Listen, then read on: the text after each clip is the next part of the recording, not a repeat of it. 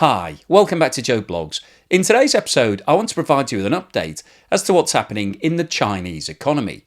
In today's video, we'll go through the latest population data that's been released for 2023, and that data shows that in 23 the population fell by more than 2 million, and this is the second consecutive year of declining population that China has seen, and this is the first time that this has happened since the early 1960s when China experienced the Great Famine. So I'll go through the details as to what's happening in the population, what's actually causing it to contract. We'll then have a look at what's happening with unemployment, because the youth who are coming out of universities are actually finding it very difficult to find a job. And over the last 6 months, China actually suspended the youth unemployment data figures because they didn't want to see continuing rises in that data.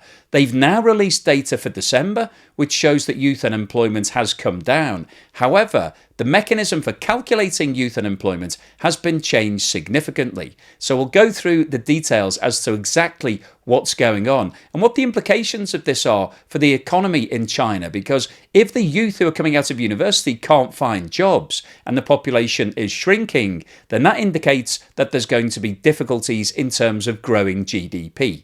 We'll then have a look at what's happening in the property sector, because we've got some more data released, and once again it's bad news in terms of the total level of sales, the price of property, and also the level of investment that's going into the property sector. We'll have a look at what's going on with regards to the government loans, because the government is trying to stimulate the economy. It's committed to injecting more than 1 trillion yuan of loans into the sector. However, they're only going into the state-backed entities. So we'll look at the details of what's exactly happening and what the implications of that are for the property sector, because that equates to around 25% of the total economy. And then finally today I'll wrap up with my summary. So what do you think's going on in the Chinese economy right now, and what's likely to happen over the course of 2024. But before we get into all of that, I'd like to say firstly thank you so much to everybody that sent me messages of condolence regarding the recent death of my father.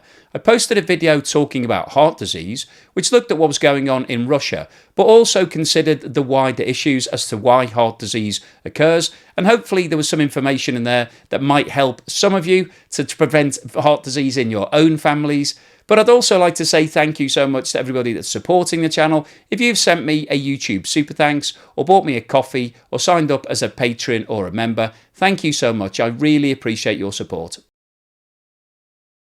Up until recently, China was the biggest country in the world in terms of population.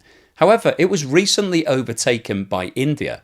And one of the reasons that it was overtaken is that the population in China is now contracting. This chart shows the annual change in the Chinese population in millions dating back to 1950.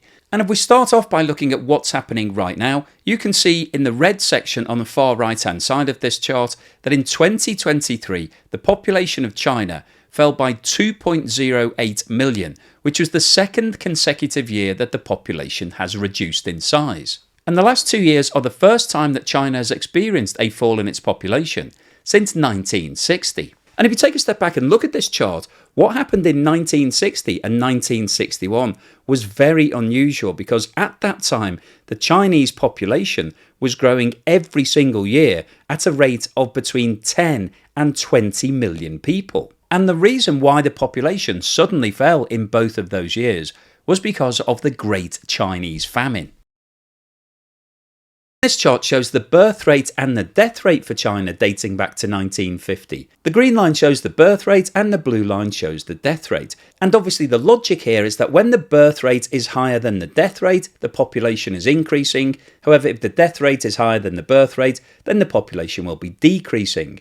Back in 1950, the death rate was around 18 in 1,000 people, compared to a birth rate of around 37. So obviously, if you've got such a huge differential between the birth rate and the death rate, you will have an expanding population. And over the last 73 years, excluding the impact of the Great Famine, the death rate has been coming down. And in 2023, the death rate was 8 in 1,000 people, which actually was a slight increase compared to the previous year as a result of the continued cases of COVID that were occurring in China. If we now look at what's been happening with the birth rate, it peaked in the mid-1960s at around 44 per 1,000 people, which at that point was significantly above the death rate of around 10 in 1,000 people, and therefore we had a huge increase in China's population. Over the next 20 years, the birth rate did come down. However, because the death rate was also falling, China's population continued to rise rapidly.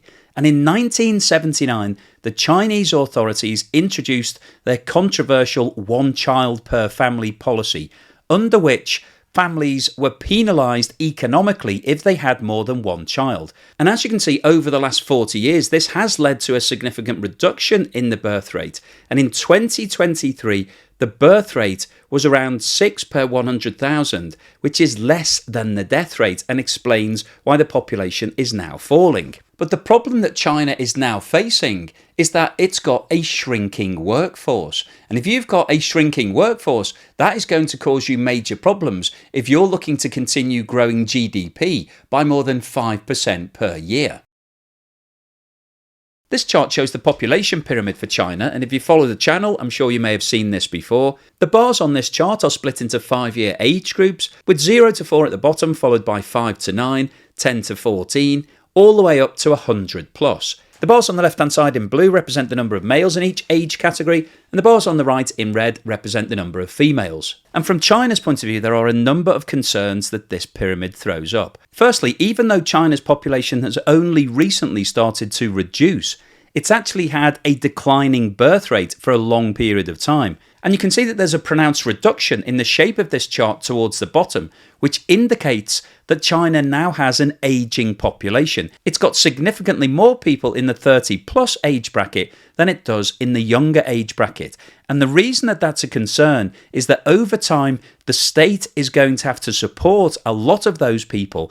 And if you don't have more people joining the workforce, then that's going to cause problems in terms of generating enough tax to pay for the social security for all of those individuals. Another cause for concern is the retirement age in China, which is actually the lowest in the world. For women, it is 50 if you work in a factory, or 55 if you work in white-collar employment, and for males it's 60. And the biggest single age category on this chart is between 50 and 54, which accounts for 4.3% of both the male and the female population. So all of the women in this category that work in factories have already retired, and those that work in the white-collar sector will be retiring over the next few years. And if you look down the pyramid, China doesn't have another bracket to be able to replace all of those lost workers. And that's a real problem from China's point of view.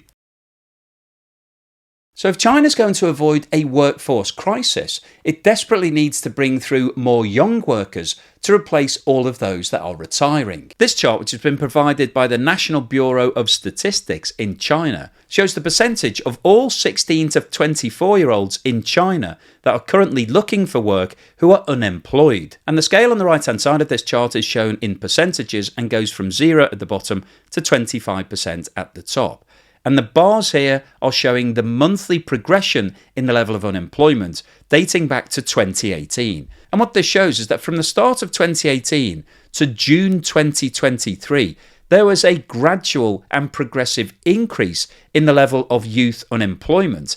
And in June 23, it hit a peak of 21.3%. However, you can then see a gap of 5 months on this chart as a result of the fact that the Chinese authorities announced that they were no longer going to be publishing this data. They didn't like what it was showing. They were concerned that the rest of the world was watching this youth unemployment rising at the same time as the population was falling and people were moving into retirement. And all of those things pointed towards a slowdown in the Chinese economy. So the Chinese statisticians decided that they wouldn't release that data. However, we've now got data for December, which shows that the youth unemployment level has fallen to 14.9%, which is actually the lowest level that it's been at since December 2021. However, one of the issues that we have with the data for December 23 is that the Chinese statisticians have actually changed the way that they're showing this data. They're no longer including anybody that's in further education or deciding that they're going to stay on in education. And unfortunately, the data that we have that's shown on this chart between the start of 2018 and June 2023 hasn't been adjusted for that same mechanism. So we're not comparing like with like. And what appears to be happening in China is that if individuals can't find a job, they're now being encouraged to take on some other form of further education so that they're no longer appearing in these statistics. And it looks like the level of unemployment is falling when actually all China is doing is moving those people into some other part of the economy. They're not generating any income or therefore any GDP, but they're not appearing on these statistics. And one of the main reasons why the level of youth unemployment is so high in China at the moment is because a lot of people have become educated. In China, it is now the norm to go to university to get a degree. But the problem with that is that when you come out of university and you've got your degree, you want a graduate job. You don't want to go and work in a factory and do exactly what your mother and father have been doing for the last 40 years. You want to become management. And that is impossible. You can't have everybody going into management. You need people actually doing the work. And that's become the conundrum for China. They've got a highly educated workforce, but they haven't got enough jobs to be able to give them what they want. If you follow the channel, I am sure you'll be aware that the property sector in China equates to around 25% of the total economy. And that's one of the problems that China is facing right now. The property sector has been on its knees for the last few years, ever since the introduction of the 3 red lines policy, which restricted the amount of debt that was available to the property developers. A lot of them are now illiquid and potentially bankrupt. And that's really causing major problems for everybody because a lot of Chinese individuals invested heavily into the property sector. And so they're now seeing a reduction in their net worth, and all of the associated businesses that relate to the property sector are also struggling. So this is a very difficult situation for China to be able to resolve. And this chart shows the year-on-year percentage movement in monthly sales by the top 100 property developers in China. The scale on the right-hand side of this chart is shown in percentages and goes from minus 100% at the bottom to plus 50% at the top. And what this shows is that in 20 of the last 24 months, the big property developers in China have seen a year-on-year fall in their sales level. And in December 2023, sales were down 34.6%, which actually compounds on top of the 30.8% fall in December 2022. And if you look at what's been happening to the monthly sales figures over the last 7 months, the year-on-year fall has been more than 25% in every single month. So these figures represent an absolute disaster for both the property sector and also the economy in China. And this chart shows the year-on-year movement in the price of newly built houses in China.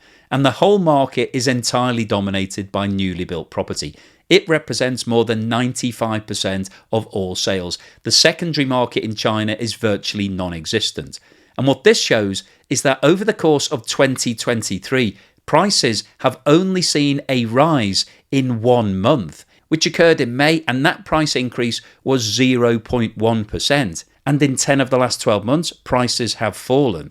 And in November and December, the price falls have been accelerating and hit 0.4% in December. So in terms of gauging what's happening in the market, what we're seeing right now is a continuation in the fall in the level of sales and also the price being achieved for those sales. So this is a real double whammy from the property developers' point of view. And these property developers are still entirely dependent on debt for their future growth. And this chart shows the percentage year-on-year movement in total loans provided to the property sector dating back to December 2013. And what this shows is that over the last 10 years, there has been a progressive and consistent decline in the level of debt being extended to property developers. And in December 2023, the year-on-year growth in debt was at its lowest level in 10 years. And in addition to that bad news, it's also been announced that investment into the property sector fell by 9.6% in 2023, and new construction starts, so the level of new building activity, fell by 20.4%. So all of this adds up to major bad news for the property sector and also the Chinese economy. Now, if you're a regular viewer of the channel, you'll know that I like to do a deep dive to look into why things happen. And so I didn't think I could pass the opportunity of talking about the Great Chinese Famine without diving into the details. And I think this is a really interesting event, not just in China, but also in global history. This chart that we've just looked at shows the annual change in the population in China. And as you can see, in 1957, the Chinese population increased by around 18 million. In 1958, it increased by around 13 million, and in 1959, it increased by around 12 million. However, in 1960, it dropped by 10 million. In 1961, it dropped by 3 million, and then in 1962, it grew again by around 14 million. And this chart shows the birth rate and the death rate for China dating back to 1950. And what we can see in the late 1950s is that there was a sharp fall in the birth rate and a sharp increase in the death rate. And in 1960, the death rate overtook the birth rate. You can see that the blue line is above the green line and remained above it for 2 years, which explains why the population in China started to fall. And the reason for that is that in that period, China was struck down by its biggest ever famine. And I think what's really interesting about the Great Famine that occurred in the 1960s in China is that it was a man-made event. Usually when we're talking about famines, it's related to some sort of freak weather incident, whether it be a prolonged period of drought or heavy rains or some other sort of thing that's not within everybody's control. However, the cause of the famine in China was down to Mao Zedong's Great Leap Forward. And there were a number of factors that caused this problem. The first was that Mao Zedong took millions of workers out of the fields and made them go and work in steel factories. So the agricultural side of China lost a lot of its workforce. In addition to that, Mao Zedong also introduced communal farming. So rather than allowing people to work on their own land and produce food for their own family, everybody was put into a communal workforce. And those workforces actually produced a lower amount of grain and rice than people had been producing historically. So the concept of bringing everybody together for the good of the people actually didn't work. But surprisingly, the initiative that had the biggest impact on food production was what was called the Four Pests campaign. Mao Zedong identified 4 animals that he thought had the biggest impact in terms of disease and destruction of food products. Those 4 animals were rats, mosquitoes, flies, and most surprisingly of all, sparrows. People in China were issued with rat poison and insecticides to get rid of flies and mosquitoes. However, everybody came together to try to rid the country of sparrows because it was claimed that sparrows were eating all of the grain and the rice and were therefore deemed to be a major pest. And this pest control actually worked quite well, and the sparrow population of China fell significantly. But what Mao Zedong and his people hadn't worked out was that the sparrows had done a really good job in terms of keeping the population of locusts down. And when all of the sparrows disappeared, the locusts had a field day and they came in and ate all of the crops, resulting in a major famine in China. And I think this is a really great example about how an idea that somebody has that they think is going to result in some sort of positive outcome can affect the eco-structure of the whole of the world and therefore lead to some unexpected consequences, which actually turned out to be one of the biggest disasters in Chinese history. So that really explains what happened during the Chinese famine, and I thought it was an interesting story to share with everybody. So what's the summary and conclusion today? Well, I wanted to post this video because I think what's happening in China right now is really interesting. The data that we talked about earlier in the video about the population is very concerning, not just because the population is declining, because we're seeing that in a lot of advanced economies around the world. As economies become more advanced and people become more wealthy, they tend to have less children. The death rate goes down because people can live longer because of medicine and those sorts of things, and the birth rate does tend to fall. So that's a normal situation as economies develop. But the problem that China has is the shape of their population pyramid. Because of the single child policy that was introduced in 1979, there was a marked reduction in the birth rate. So that's been in place for around 40 years. And that's now starting to have a really negative impact on the total population and also the workforce in China. As we talked about earlier in the video, we've got a lot of people that are coming up towards retirement age, because retirement age in China is significantly lower than it is in a lot of those other developed economies. In many countries around the world, women and men now have the same retirement age, and that's coming in at around 66, 67. But in China, if you're a woman who works in a factory, you're retiring age 50. That is a major difference between what's happening elsewhere in the world. And that wouldn't be a problem if China had a pyramid shape to its pyramid chart. If there were a lot of people joining the workforce at the younger age groups, then it wouldn't be a problem. But China doesn't have that. It's actually got one that narrows towards the bottom. So China's short of young people. And the other factor that's now starting to have a serious negative impact is that those young people are being really well educated. And you would think that that would be a positive thing. If people are going to university and studying for degrees, then that should mean that overall that's beneficial to your economy.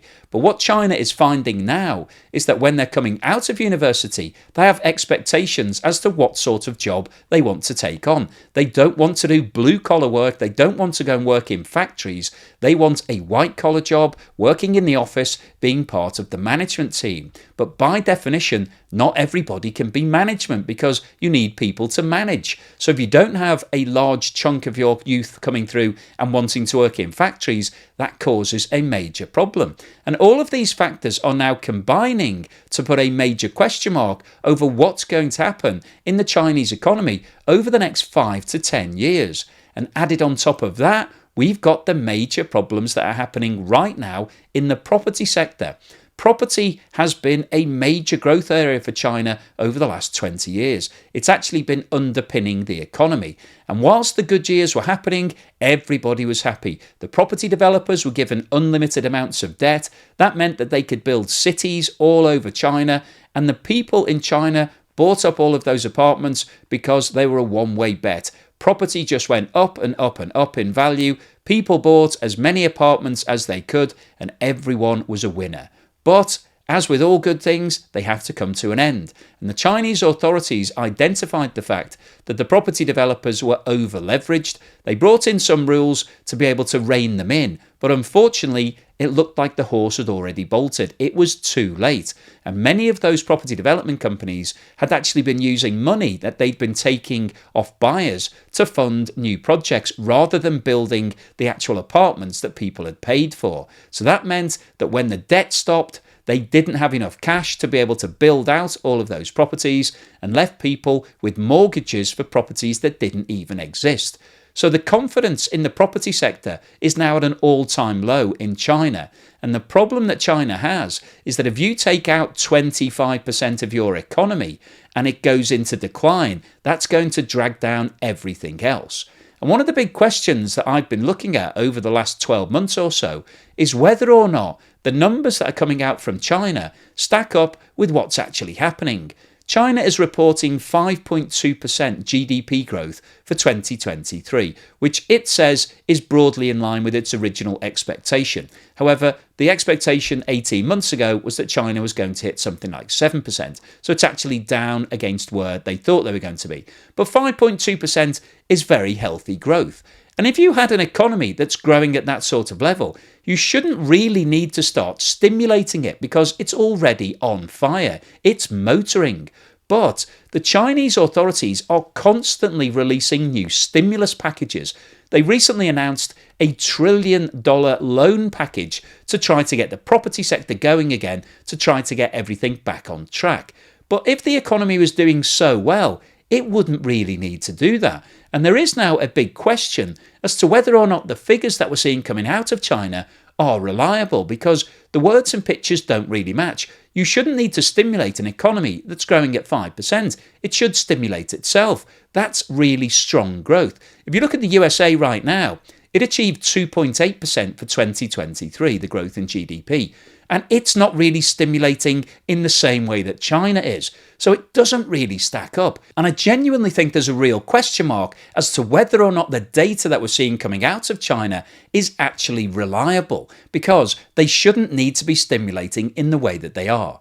So the overall summary of today's video is that the population in China is now in decline. That is unlikely to change because the mentality of the people in China has changed permanently. The female population of China no longer wants to give up their job and have lots of children. Since the 1979 single child policy came in, the mentality has changed permanently.